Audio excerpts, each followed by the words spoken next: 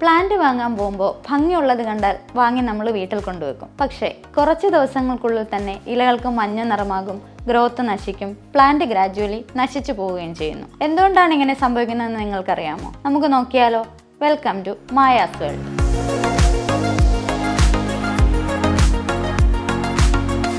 Plant വാങ്ങുമ്പോൾ നമ്മൾ മെയിനായിട്ട് ശ്രദ്ധിക്കേണ്ട കാര്യമാണ് നമ്മുടെ വീട്ടിലെ ലൈറ്റ് എങ്ങനെയാണെന്ന്. ഡയറക്റ്റ് ലൈറ്റ് ആണോ, ഇൻഡയറക്റ്റ് ലൈറ്റ് ആണോ, അതോ ലോ ലൈറ്റ് ആണോ? ഈ 3 കാര്യങ്ങൾ നമ്മൾ മസ്റ്റായിട്ട് മനസ്സിലാക്കിയിട്ട് മാത്രമേ നമ്മൾ പ്ലാന്റ് വാങ്ങാവൂ. അടുത്ത കാര്യമാണ് വാട്ടറിങ്. ചില പ്ലാന്റ്സിന് റെഗുലർ നമ്മൾ വെള്ളം കൊടുക്കേണ്ടതുണ്ട്, ചിലതിന് ഇടയ്ക്കിടയ്ക്ക് കൊടുത്താൽ മാത്രം മതിയാവും.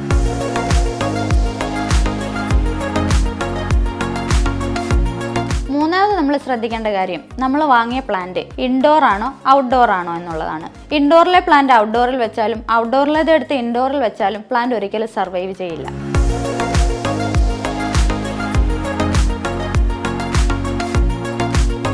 ഇനി അടുത്തത് ശ്രദ്ധിക്കേണ്ടത് മെയിൻ്റനൻസ്. നമുക്കതിനെ കെയർ ചെയ്യാൻ പറ്റുമോ എന്നുള്ളത്. ചില പ്ലാന്റ്സിനെ ഈസി ആയിട്ട് നമുക്ക് വളർത്തിയെടുക്കാം, ചിലതിന് അത്യാവശ്യം മെയിൻ്റനൻസ് വേണം. ബിഗിനേഴ്സ് എപ്പോഴും ഈസി ആയിട്ട് കെയർ ചെയ്യാൻ പറ്റുന്ന പ്ലാന്റ്സ് ആയിരിക്കണം സെലക്ട് ചെയ്യേണ്ടത്. അതുകൊണ്ട് പ്ലാന്റ് വാങ്ങുമ്പോൾ വിലയോ ഭംഗിയോ ഒന്നുമല്ല നോക്കേണ്ടത്, നമ്മുടെ വീട്ടിലെ ലൈറ്റിൽ അത് സ്യൂട്ടാകുമോ എന്ന് മാത്രമാണ് നമ്മൾ നോക്കേണ്ടത്.